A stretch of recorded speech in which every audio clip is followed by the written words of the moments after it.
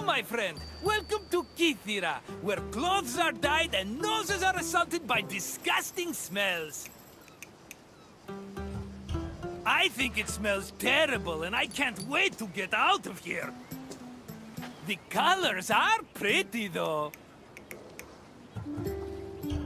This little island was where dyers brought all the color to Greek fashion through an intensely stinky procedure. This tour will reveal the steps it took for workers to brew the dye. Try not to step in any mollusk guts as you enjoy your visit. I promise I'll meet you at the end of your tour. See you soon, my friend.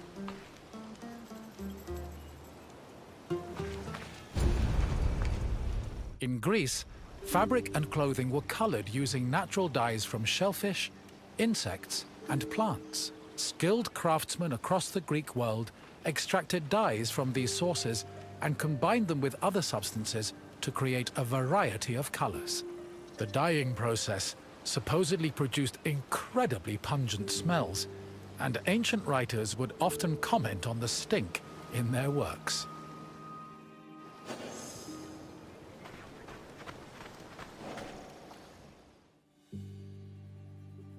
Murex is the generic name for 3 species of mollusks that reside in the Mediterranean. The substance they secrete was used by craftsmen to create the most expensive dyes in the ancient world, the most famous of which was Tyrian purple. Fishing techniques varied depending on the type of mollusk. In shallow waters, fishermen could simply dive and catch the mollusks, but they set traps if the water was too deep. Being carnivorous, murex were often lured using dead animal flesh as bait. It was imperative that the mollusks be captured alive, as they only secreted the precious purple liquid needed for dyes upon death.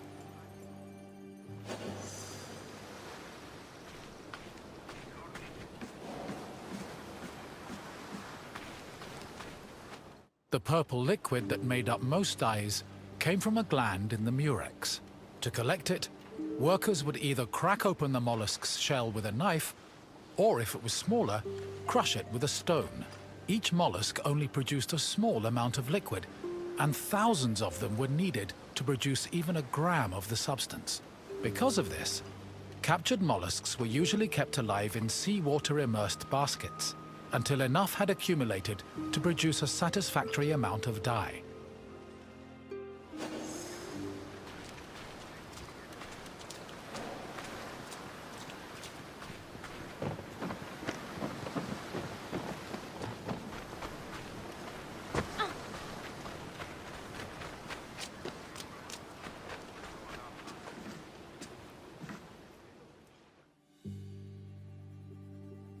The mollusk glands were mixed with salt and left to decompose for 3 days.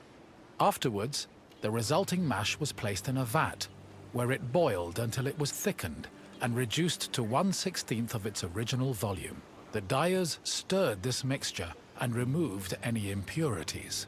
This process produced the foul odor so reviled by ancient writers.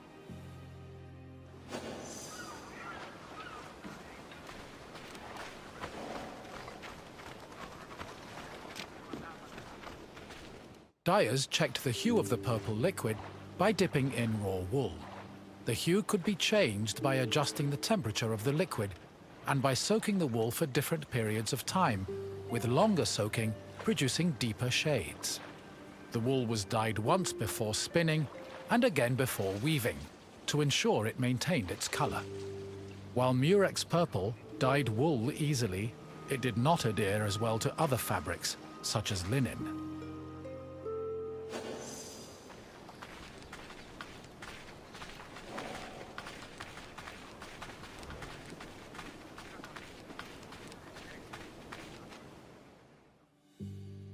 Most Greek garments were made from rectangular fabric that was rarely cut or sewn. They were normally folded around the body, with girdles, pins, and buttons.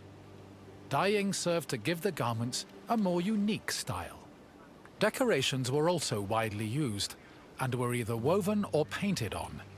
They depicted things like animals, human figures, and mythological scenes.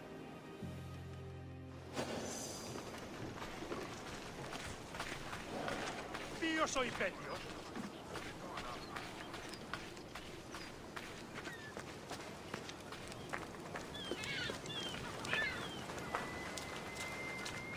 Textile manufacturing and trade was one of the most lucrative businesses in classical Athens. Textiles were made of either wool or linen, with wool being the most common. Women produced the garments worn in domestic life, although some men ran professional workshops that fulfilled the same need. Other textiles were made by slaves and laborers under the supervision of master weavers, fullers, and dyers.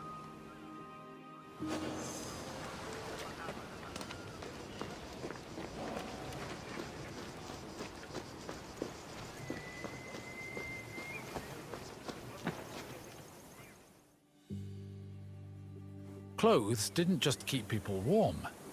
They were used as a way to communicate social identities like gender, status, and ethnicity.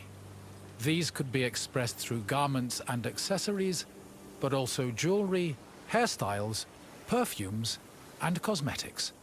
Wealthy Greeks usually had garments of the highest quality, and all their accessories were decorated with gold, silver, or gemstones. Parasols and fans were also an important part of elite fashion, and were usually carried by accompanying slaves.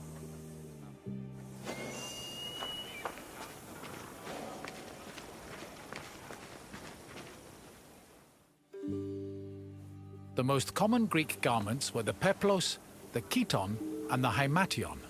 The peplos, typically worn by women, was a body-length cloth. It was folded back on itself and worn draped over the body and pinned over the shoulders. The chiton was a long garment with sleeves. Ankle-length chitones were normally worn by women, while men wore shorter versions of the garment. A hymation was a mantle that was worn over both the chiton and the peplos. Outside of daily life, there were also specialized clothes worn only in exceptional situations like weddings and religious ceremonies.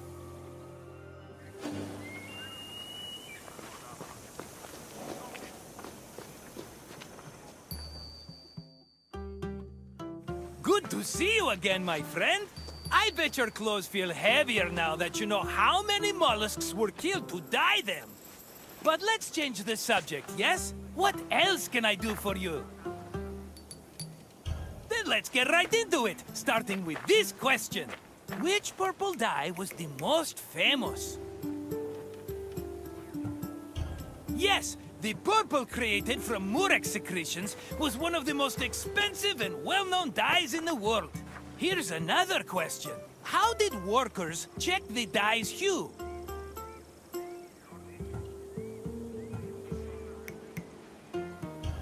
No, unless they wanted burnt purple toes. Try another answer. Correct. Workers dipped wool into the mixture to gauge the exact hue of the dye. Almost done, my friend. Just one final question. Which body-length garment was typically worn by women? Correct! A peplos was a body-length cloth that a woman draped over her body and pinned around her shoulders. I had no idea you were so knowledgeable about fashion, but look at you. I should have known from what you're wearing. You've got it, my friend. Farewell for now.